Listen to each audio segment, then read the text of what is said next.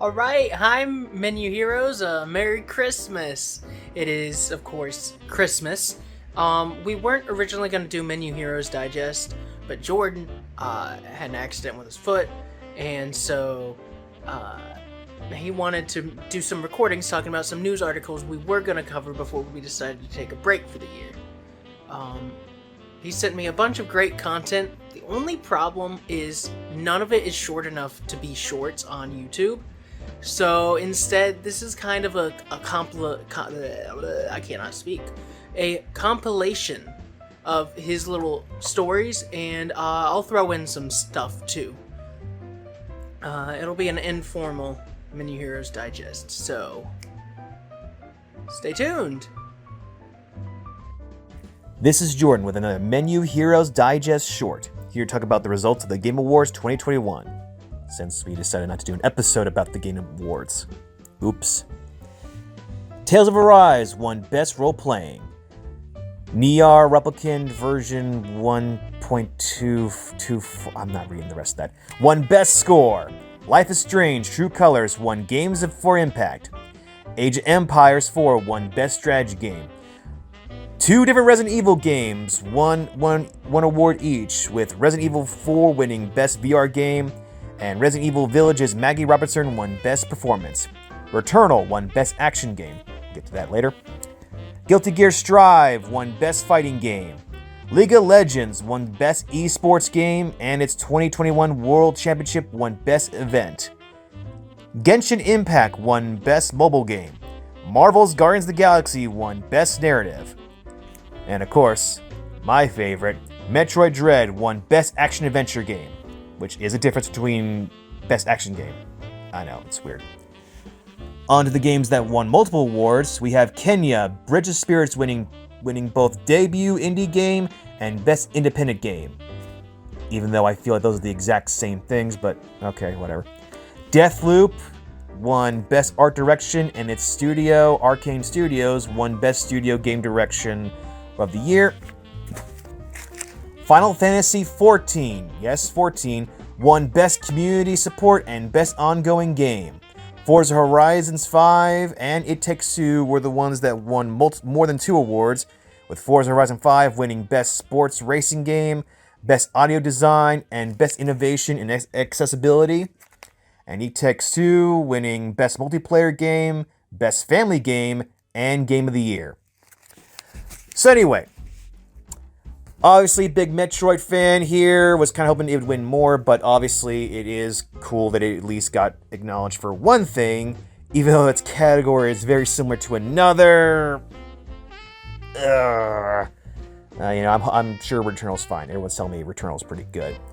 And I was always been the one being super excited for the Deathloop trailers, and really happy to see that turned out pretty well. Guilty Gear is the one fighting game franchise I have never experienced. I play my fair share of Street Fighter, Mortal Kombats, and Tekkens, but Guilty Gear was one I had no experience on, but glad to hear that's doing pretty well. Age of Empires 2 was something I played a lot when I was in middle and high school. I haven't played the newest one, but again, glad to see the franchise is doing very well. And I'm just super happy that Marvel's Guardians of the Galaxy turned out way, way better than Marvel's Avengers. Yeah, that is alone to celebrate. And of course, It Takes Two, while I have not personally played it, I have seen plenty of people get super excited about it, and it's something I would like to play in the future. So anyway, that's my thoughts on the results. Again, sorry this was super late. Hope you'll enjoy. I'll be talking about my favorite trailers from the Game Awards. Have a Nice Death and Tunic. Both have very strong vibes from one of my favorite games of last year, Death's Door. Please buy it. Please! I want them to make another one or something like it, please. Have a Nice Death is a bit more of a side-scroller, while Tunic is a bit more free-roaming. But still, this is an example of 2D platformers and dungeon crawlers done right, and by all means, I am so happy they are getting a resurgence, and the animation for both of them are fantastic. Titcha, I apologize if I didn't say that right, Looks cute every time I see it. It has very similar Mario Odyssey, jumping into enemies or items, aspects of it, but done in its own unique way, and I hope it turns out as good as it looks. That's my thought for all of these. Please, let none of these games be disappointing.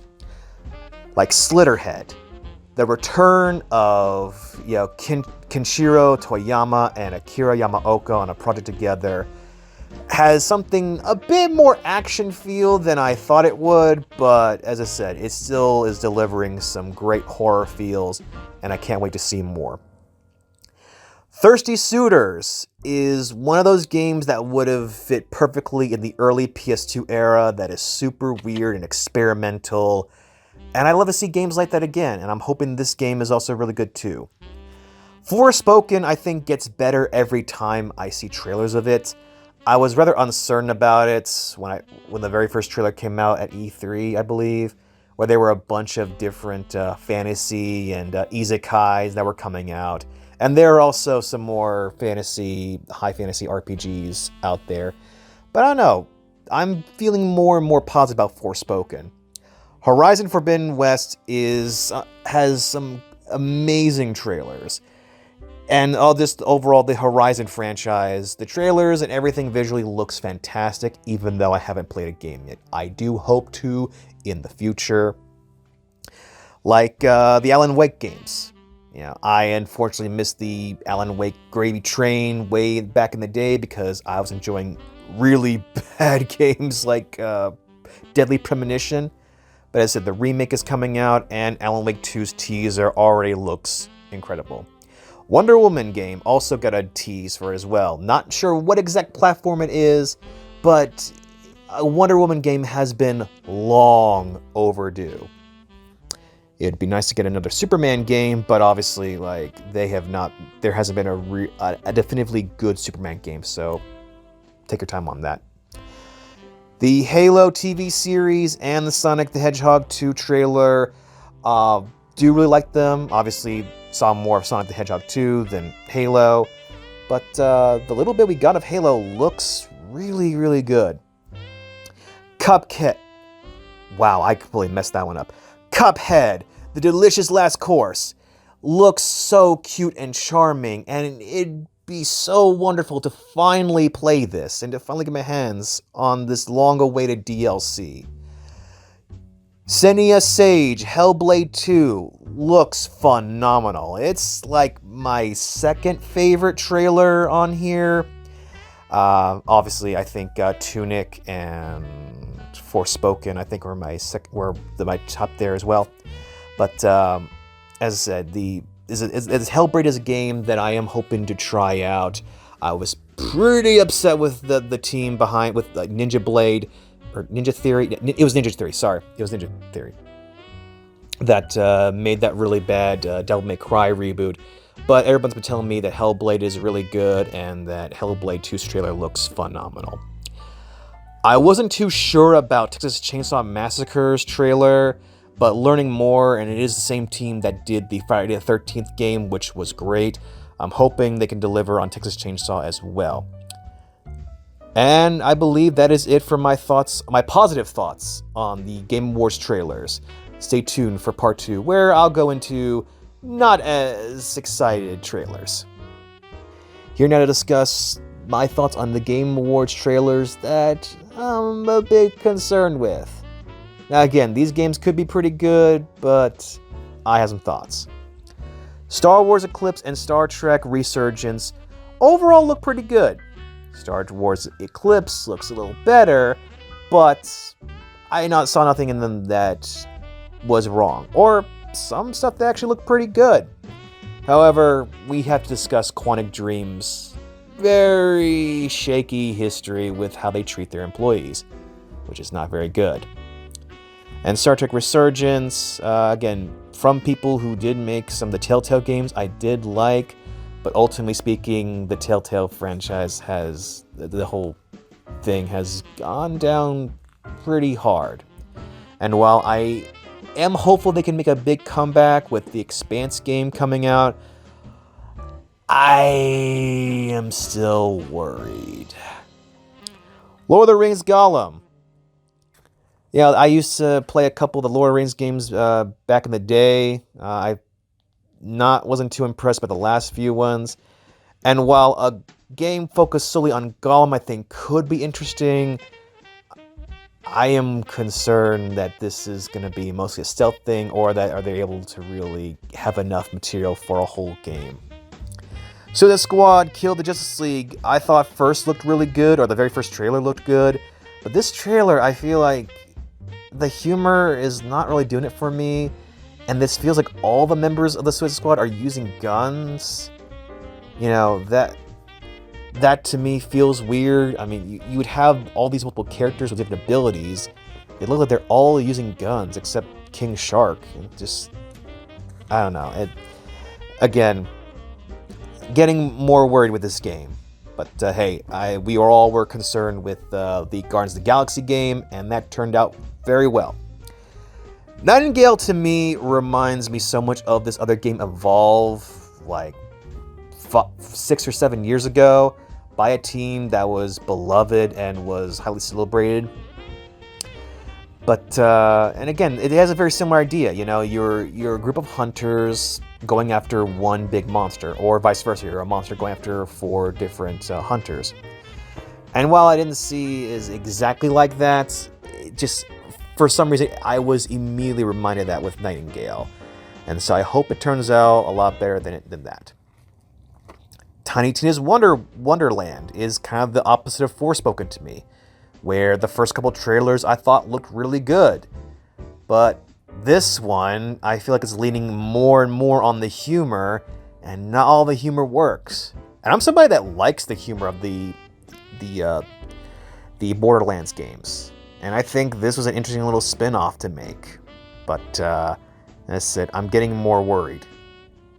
And the Persona 4 Arena Ultimate thing, honestly, all the various like Persona fighters and everything, I have not been too impressed by it. You know, they're not bad per se, but like I am not immediately in a rush to it. Now these 2 games right here, Dokkan 5 or Dokkan V and Rumble Versus, yeah, not impressed. Absolutely kind of disgusted, honestly, by their look and designs. You know, yeah, these are the ones unless they get super positive meta scores and a lot of reviews online, yeah, no, I'm not getting this on launch. Absolutely not. So anyway, those are my thoughts of the various trailers from the Game Awards. Again, super sorry this came out pretty late, but y'all were curious what I thought. There you go. Yeah, I figured you'd be, you know, not thrilled that Metroid only won 1 award, but it is what it is. It had some great opponents, so yeah. It was interesting. There were 3 awards you didn't talk about that I thought were interesting. Most anticipated game, which was Elden Ring. Player's voice, which is basically, you know, you vote on it. And that was Halo Infinite. And then Content Creator of the Year was Dream. So, back to Jordan with some Ubisoft. Ubisoft's in the news a lot these last couple weeks, and for all the wrong reasons. Their attempt at jumping on the NFT craze has not been the big money move they had hoped it would be. They launched a whole new division called Ubisoft Quartz, which would make it in-game cosmetic items called digits that would be on the blockchain. Ubisoft thought the perfect game to hook gamers and NFT bros to the Quartz experience was a Tom Clancy-based game that came out 3 years ago with mixed critical and audience reactions, at best, mind you. And not only were the 3 items that were offered just bland and uninspired, but the way you obtained these digits were downright baffling and unreasonable.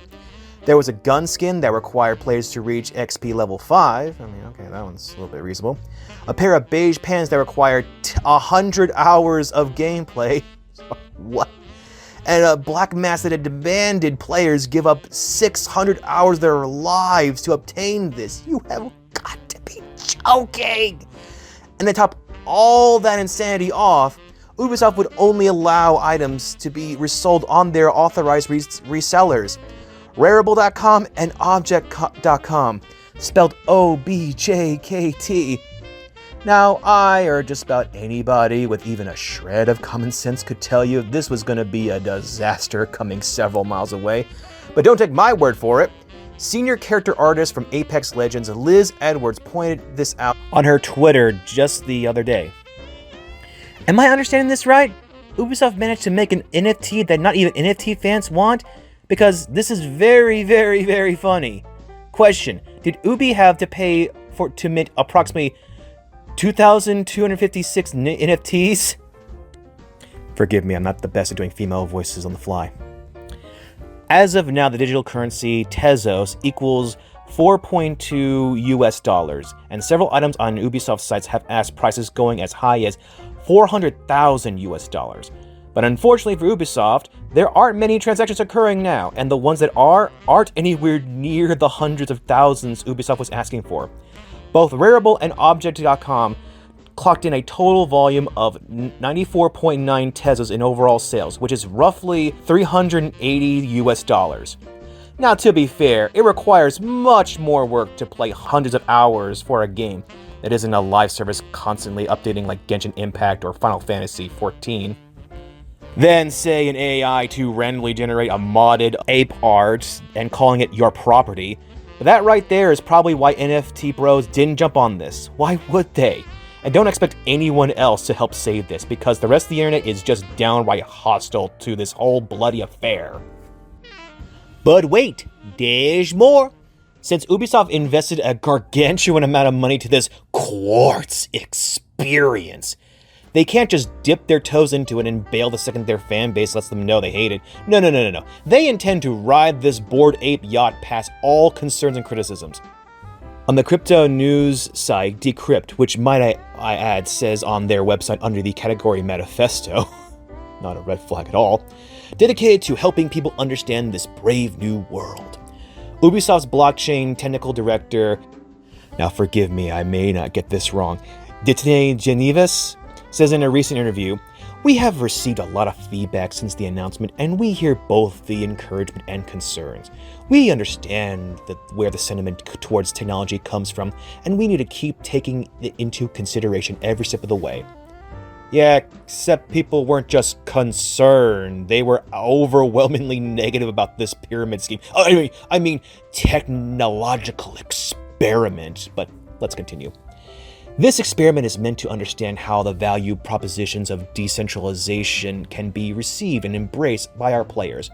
We know it is a major change that will take time, but we will stay true to our principles. Translation. We want this to be the next microtransactions and loot boxes. You know, the things that we've done to make modern video games terrible?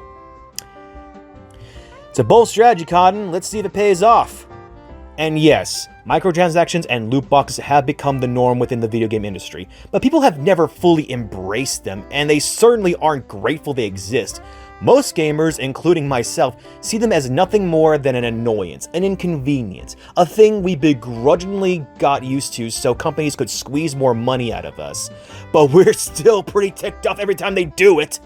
And no matter what kind of argument you make in favor of NFTs, like how digital artists can benefit and have more chances to sell their work, most digital artists I've met online look at NFTs as a scam. A soulless attempt for a group of rich jerks to get even richer, and Ubisoft's quartz experience didn't change any naysayers' minds. In fact, it only strengthened the case against NFTs. But wait, there's even more Ubisoft updates! This wasn't, thankfully, NFT related, but still bad news for the company. Over the past 18 months, so many Ubisoft employees have left the company that those remaining have begun calling it the Great Exodus, or the Cut Artillery, as reported on Axios. Now, of course, I should point out that this period of time, COVID-19 and the Great Resignation were going on, so I can't say it was any one thing within management that was the sole reason for Ubisoft's big quit. But there are multiple reasons why so many of these departments have occurred that aren't pandemic related. Fierce competition from rival game companies and new startup companies to give Ubisoft workers more options.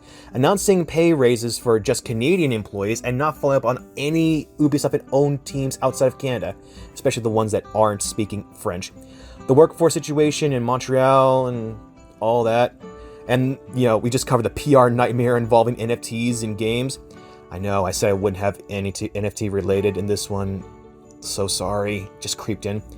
And, I'm forgetting one other thing. It's on the tip of my tongue. Hey, what is the track record for the abuse allegations? Oh, horrible? Oh, not good? Oh, man. If only we had covered this on a podcast with a good friend of mine. Well. While LinkedIn department statistics isn't a foolproof metric to go by, it does show that Ubisoft's annual altruition rate is at 12% amongst its 20,000 strong workforce, which is significantly higher than competitors like EA, which is at 9%, and Epic at 7%. And though it's weird to end this whole ordeal with some good news for Ubisoft, since I've done nothing but rant about them and their many terrible decisions, I can say that at least their attrition rate isn't as bad as Activision's with 16%. And make no mistake, we will rant more about Activision in the near future. So one last story from me is that Dead Cells, which is a Metroidvania, is releasing its final DLC in January. January 6th to be exact. It's going to cost $5, and it adds 2 new biomes. Is it 2 new biomes? Let me double check. I hate to be wrong. No, sorry, it's 1 new biome. The DLC is called The Queen and the Sea. Basically, it adds a new final boss, new ending. It adds, like I said, new biome. And it takes inspirations from Metroid Dread. And yeah, so keep an eye out for that. Dead Cells is actually a game I've been interested in getting, I just haven't. A couple weeks ago, on December 6th, the creator of the Famicom and the Super Famicom, otherwise known as the NES and the Super NES, Masayuki Uemura, has passed away at the age of 78. Retsumeikan University, where Mr. Uemura worked as a director of Game Research Center after he retired from Nintendo in 2004, made the announcement the day after. Uemura worked at Sharp, selling photocells tech to various companies, including, you guessed it, Nintendo. He eventually became full-on Nintendo employee and worked with Gunpei Yokoi to integrate photocell technology into electronic light gun games. He would go on to work on plug-and-play consoles like Nintendo's Color TV game. But in 1981, Mr. Uemura received a phone call from the president of Nintendo, Hiroshi Yamauchi. He asked Mr. Uemura to make a video game system that could play games on cartridges. Uemura, being used to his boss calling him up after one too many drinks and pitching his ideas on the phone, just replied, "Sure thing, boss," and hung up. The next morning, Mr. Yamauchi walked up to Mr. Uemura and asked if he was still on the project. Uemura then realized his boss was serious about this one. And not only was he successful in creating the cartridge-based system, he made what would be a global phenomenon that dwarfed any video game system at the time. The amount of pioneering and influential games that had come from the Famicom and even the Super Famicom is sheer mind-boggling. Even though my first console was a Sega Genesis, many of its successes are owed to Masayuki Uemura's research and development in making fun experiences for all ages. When Mr. Uemura was interviewed by Matt Ulf from Kotaku, he was asked how creating a monumental success for Nintendo changed his life. Uemura replied, "Well, my salary went up, that's a fact. So I was getting paid more, but the flip side was my job got a lot harder. President Yamauchi's attitude played a big part in this, but my feeling was more of, seize the day, just go for it." Safe to say that he got it and more. May we all live by his words. Rest in peace. Well, thank you guys for tuning in to this Menu Heroes Digest Mini. I know we said they'd be shorts, but we goofed. So, have a Merry Christmas, a Happy New Year, and we will see you in 2022.